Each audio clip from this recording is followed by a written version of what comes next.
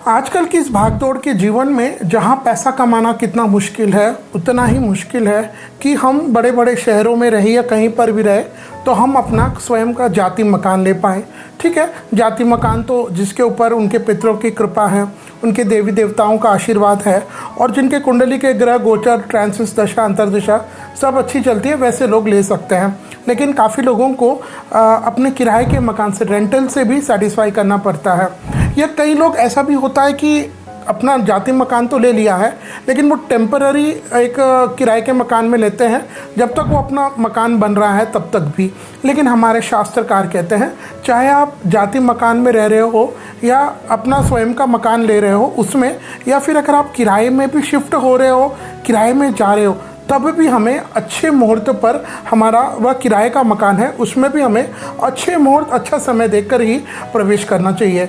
क्योंकि जब हम अच्छे मुहूर्त पर प्रवेश करते हैं, अच्छा मुहूर्त पर हम किराए के मकान में जाते हैं तो ठीक है, कुछ साल हम किराए का मकान लेंगे, उसके बाद अगर हम अच्छे मुहूर्त में जाते हैं, हम अच्छे से धनार्जन करते हैं तो भगवान की कृपा होने पर, हमारे देवी देवता पितरों का आशीर्वाद होने पर हम अपना स्वयं का खुद का जाति मकान भी तो ले सकते हैं। लेकिन जाति मकान की नींव हमारे किराए के मकान से ही एक्चुअली रखी जाती है। तो शास्त्र कहते हैं कि जितना महत्व हमें हमारे जाति मकान के गृह प्रवेश करने का है, अच्छा मुहूर्त हम देखते हैं, उतना ही अच्छा मुहूर्त हमें हमारे किराए के मकान का भी देखना चाहिए। क्योंकि हमारे शास्त्रों में एक सूक्त आता है जहाँ कहते हैं यत्र वास तत्र भाग्य, यानी जहाँ हम रहते हैं वहाँ पर हमारे भाग्य का निर्माण भी होता है। तो हम चाहते हैं कि हम किराए से बहुत जल्दी अपने जाति मकान में शिफ्ट हो जाएं। तो मैं आपको ये बहुत स्ट्रांगली इस बात को कहूँगा, रिकमेंड करूँगा कि आप अच्छे मुहूर्त पर किराए का जो ले रहे हैं उसमें आप शिफ्ट हो जाएं। जब हम अच्छे मुहूर्त की बात करते हैं तो ऐसे नहीं कि यार किराए का मकान है ना, ठीक है हम कोई अच्छा दिन देख लेते हैं, कोई नियर टाइम में कोई नवरात्रि आ रही है, कोई अभीच मुहूर्त है, नहीं है। हम अच्छे योग्य विद्वान पंडित जी से मिले और उनको हम अपना नाम आदि बता करके फिर वो दिशा निर्देश दें, उसके हिसाब से हमें अपने किराए के मकान में प्रवेश करना चाहिए।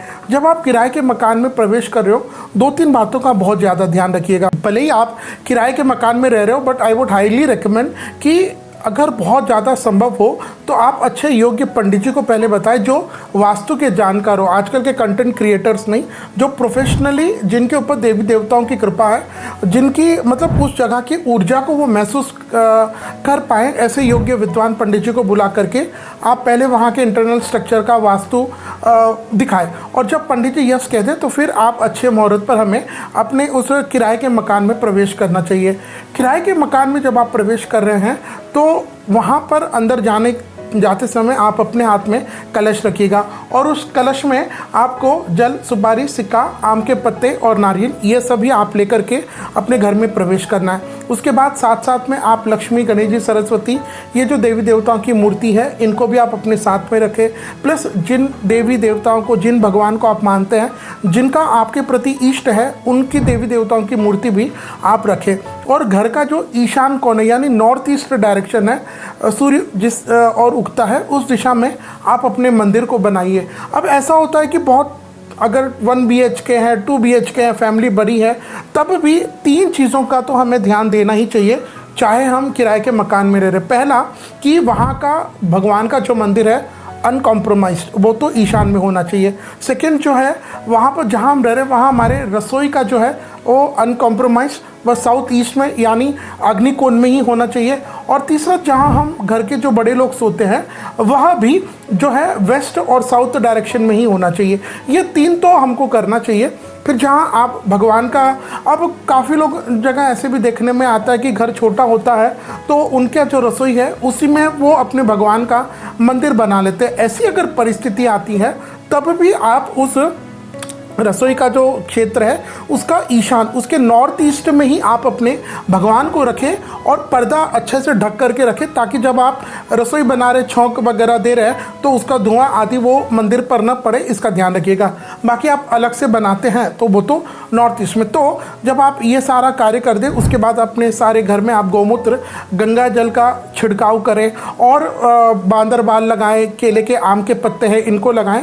एक चीज़ ध्यान दीजिएगा, काफ़ी लोग किराए के मकान में भी दूध उफान देते हैं। अब देखो, आपने मोटा मोटा ये सारा भी कर दिया और दूध भी उफान दिया, तो दूध तो हम जाति के मकान में उफानते हैं। अब सब आप किराए में कर रहे हैं, तो जाति के मकान में आपने क्या केवल वास्तु पूजा, लेकिन किराए के मकान में आपने अपने देवी देवताओं को विराजमान कर दिया। उसके बाद उनको आप माला आदि पहनाए, कुंकु चावल ये सब अर्पित करें, प्रसाद भोग लगाए, और वहाँ पर बैठ करके जो भी भगवान को आप मानते हैं, आपके जो भी इष्ट है, देवी देवता है, उनका आप नाम स्मरण करें वहाँ बैठ करके। तो आइए अब हम बात करते साल 2026 में मई के महीने में अगर आप अपने किराए के मकान में जाना चाहते, प्रवेश करना चाहते, तो उसके लिए शुभ मुहूर्त कौन से रहेंगे।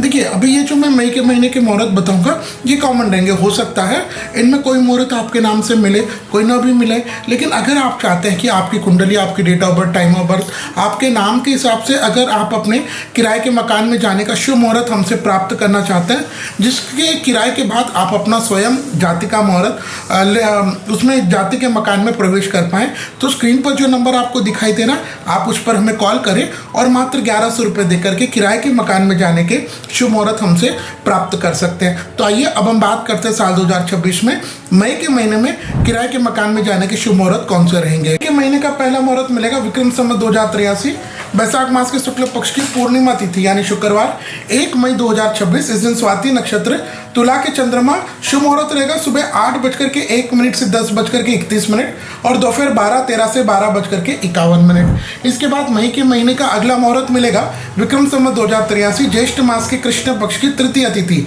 यानी सोमवार 4 मई 2026। इस दिन अनुराधा नक्षत्र, वृश्चिक के चंद्रमा और शुभ मुहूर्त सुबह 6:11 से 7:11 रहेगा और उसके बाद सुबह 9 से 9:55 रहेगा। इसके बाद मई के महीने में अगला मुहूर्त मिलेगा विक्रम संवत 2083 ज्येष्ठ मास के कृष्ण पक्ष की सप्तमी तिथि यानी शनिवार 9 मई 2026। इस दिन श्रवण नक्षत्र, मकर के चंद्रमा और सुबह 7:41 से 9:09 तक रहेगा। इसके बाद विक्रम संवत 2083 ज्येष्ठ मास के कृष्ण पक्ष की द्वादशी तिथि यानी गुरुवार 14 मई 2026। इस दिन रेवती नक्षत्र, मीन के चंद्रमा रहेंगे सुबह 6:11 से 7:11 और सुबह 11:47 से दोपहर के 12:31। क्यों जी ये 14 तारीख तक ही मैंने मुहूर्त क्यों दिए, मई के महीने में आगे के मुहूर्त क्यों नहीं दिए?